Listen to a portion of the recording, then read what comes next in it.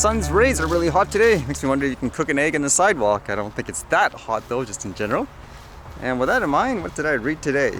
Apparently this one was kind of interesting, where it dealt with, I guess, military trying to be secretive about drones, potentially, I guess, censoring people. That's what we want to say. But now it says it's finally revealed. It says after years, IDF finally admits to using armed drones in airstrikes. After many years, the military censor says the media can now publish that the Israel Defense Forces uses armed drones to strike targets. It was found that there was no impediment in publishing the IDF's use of strike UAVs as part of its operational activities, the censor says. After examining the issue, actually I was wondering, in terms of saying military censor, do they actually mean like a censorship department per se? Or is that like a phrase for something else that I'm not quite aware of? It says, for years, the IDF would not state it uses armed drones, and Israeli journalists who attempted to report on it came up against the IDF censor.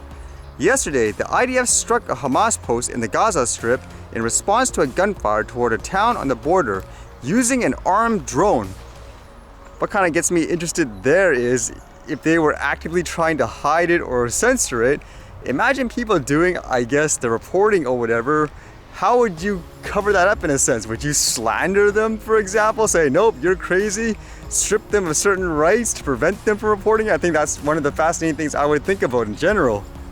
Or worse, is it too far-fetched to think where, with so much hysteria and blaming, say, recreational flyers on everything, would they actually do that? Where if someone says they spotted, I don't know, like a drone or something like that, they'll just say, oh, it was whatever, like an illegal flight from a recreational person. Would that be too far-fetched to think people would do that if they're trying to cover things up?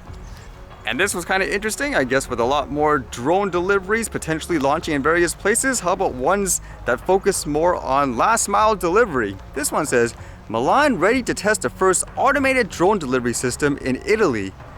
The fully electric drone, called Yape, has the potential to fix many of the problems with last-mile deliveries.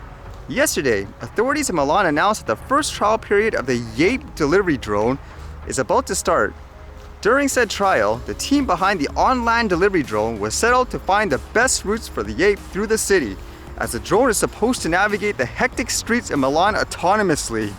I'd be interested in seeing if that actually pans out, and it says at the end of the first phase of testing, the company will let the drones loose and citizens will be able to experience their full benefits. According to a statement by Milan authorities, Yape will be the first last-mile autonomous delivery system operating in Italy. The project has been developed via the program Experimentation Italia.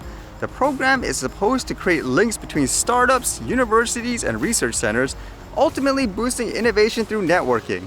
The drone itself was developed by Innovia, an Italian company working on innovations in the mobility sector. Yeah, there's just so many, I guess, potential issues with this autonomous drone going around in a busy, like say, city, going indoors and outdoors. How would that actually work overall? I'm just curious still. And this was really interesting. I know in a lot of places around the world, people are struggling financially with things like inflation. So how about this, where the claim is in China, a lot of places are actually running out of money, businesses are closing down. I could just imagine it's just related to all those things like shutdowns and all that. And according to this, some people who put their money in the bank, they're trying to get it out, but I guess the government decided it's our money for now, like you can't take it out. And to do that, to counter protesters, apparently there are tanks out there to actually stop people. This one says, Chinese tanks roll on streets to scare Henan Bank protesters. The Chinese Communist Party's tanks on Wednesday rolled on the streets to scare Henan Bank protesters amid large-scale protests in the province by bank depositors over the release of frozen funds. Reports claiming Chinese People's Liberation Army tanks are on the streets to protect banks emerged, reported local media.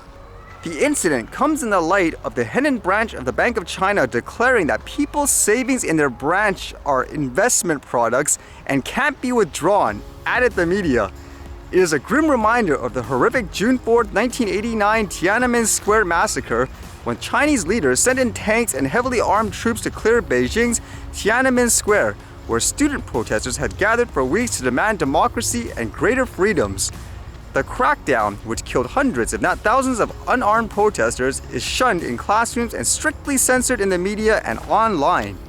Despite promises that depositors in China's Henan villages will get their frozen money back in batches within the first due on July 15th, only a handful of depositors have received the payments, posing a serious question on whether banks have anything to spare.